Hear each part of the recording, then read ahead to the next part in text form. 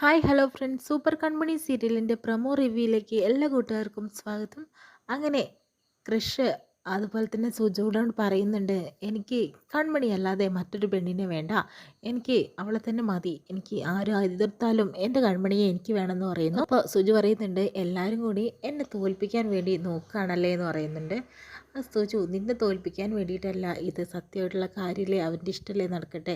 പിന്നെ ആൻറ്റിയമ്മയുടെ കാര്യമാണെങ്കിൽ ആൻറ്റിയമ്മ പറയും നീ കേൾക്കണ്ട സുജു, കാരണം ആൻറ്റിയമ്മ വരികയാണെങ്കിൽ വന്നാൽ മതി, എനിക്ക് യാതൊരു നിർബന്ധമല്ല എന്ന് സാഗർ തുറന്നടിച്ച് പറയുന്നുണ്ട് കേട്ടോ.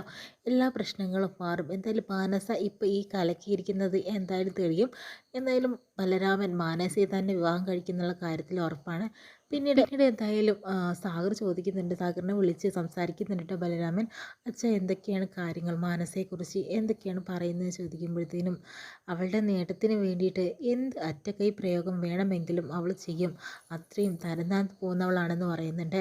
ബലരാമൻ എന്തായാലും സ്വന്തം അച്ഛനും അമ്മയും സംരക്ഷിക്കാൻ തന്നെ നോക്കുള്ളൂ.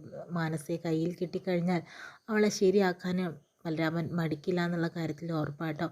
എന്തായാലും മാനസയ്ക്ക് എന്തായാലും സ്വന്തം അച്ഛൻ്റെ കയ്യിൽ നടിയൊക്കെ കിട്ടുന്നുണ്ട്. കാരണം എന്ന് വെച്ചിട്ടുണ്ടെങ്കിൽ അവൾ ചെയ്ത തെറ്റിനൊക്കെ എന്തായാലും നല്ലൊരു ശിക്ഷ കിട്ടും. ഇത്രയും കാണിച്ചുകൊണ്ടാണ് ഇന്നത്തെ പ്രൊമോ റിവ്യൂ കഴിയുന്നത്. എപ്പിസോഡ്